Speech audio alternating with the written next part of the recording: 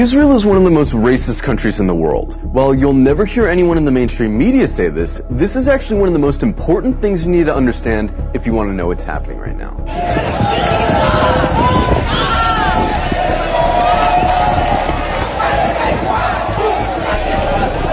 From its inception, the whole idea of Israel as a country was based on racism. Israel was conceived as a Jewish state, and while there's nothing wrong in principle with Jews having a homeland, the problem is that they insisted that that homeland had to be in Palestine, which already belonged to someone, the Palestinians. The slogan of Israel's founders was a land for a people without a land. But deep down, they all knew that the only way to have a Jewish majority in Palestine, an Arab country, was to expel the Arabs. One of the founders of Israel, Yosef Weitz, wrote, "There's no room in the country for both peoples. There's no way but to transfer the Arabs from here to neighboring countries." Israel was quite literally founded by expelling and massacring hundreds of thousands of Arabs in a years-long process called the Nakba. And when you found a country based on racial exclusion, you're gonna get a culture that fosters and celebrates racial exclusion. Because countries that commit terrible atrocities rarely acknowledge committing those atrocities. And the presence of Palestinians who remained in Palestine became a constant reminder, not only of the violence that founded Israel, but of the constantly looming threat that they might come back and try to reclaim their land. Every day you can find videos coming out of Israel showing Israelis calling for all Arabs to die,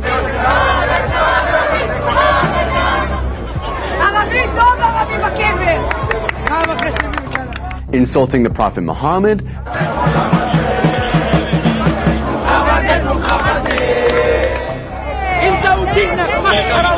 desecrating mosques, spitting on Christians, mocking and celebrating the murder of Palestinians, committing violent hate crimes against Palestinians, watching Gaza get carpet bombed from a cliffside for entertainment. But don't just go off these anecdotes.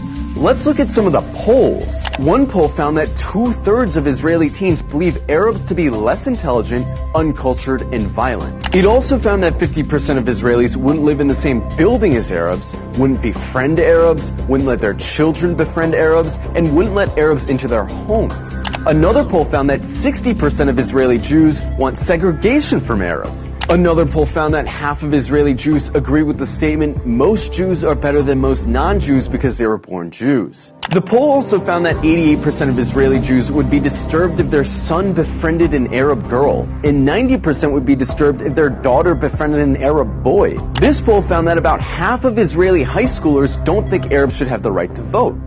Another poll showed that almost half of Israeli Jews don't want Arabs teaching their kids. Not only are these views widely held in Israeli society, they're also represented in government, which codifies these sentiments into law. For example, Israel has a law that says if an Israeli marries a Palestinian, or someone from several other regional Arab states, that person isn't allowed to move in with said Israeli.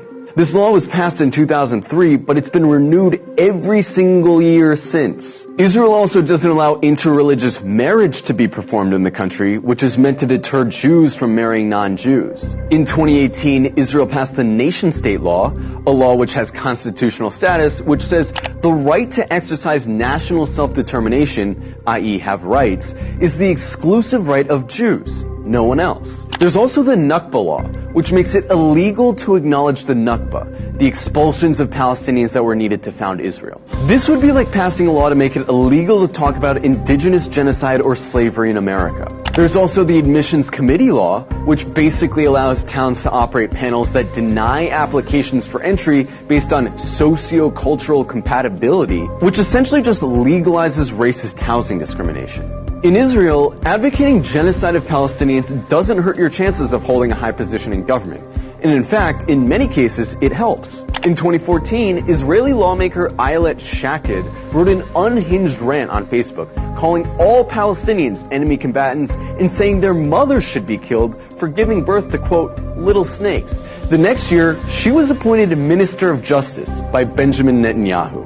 Itamar Ben-Gvir, a lifelong admirer of Meir Kahane, an Arab exterminationist, a man who praised a Jewish settler who killed a Palestinian for throwing a rock at him, a man who was famously acquitted after being criminally charged for chanting death to Arabs, is Israel's current Minister of National Security. He's not some fringe figure either. He's one of the most popular politicians in Israel right now. In the last few days, Israel's been working hard to cast itself as the victim of hatred, the victim of terrorism, the victim of anti-Semitism, that they have no choice but to lay siege to Gaza. But underneath this carefully concocted victim complex is a racist, Jewish supremacist state that's been trying to finish the job that the Nakba started for decades. And really, this shouldn't come as a surprise to anyone. After all, they're literally cutting off water and electricity to a city of 2 million people right now. Their generals talk openly about flattening Gaza and killing the animals, meaning Palestinians. It's obvious their goal is genocide.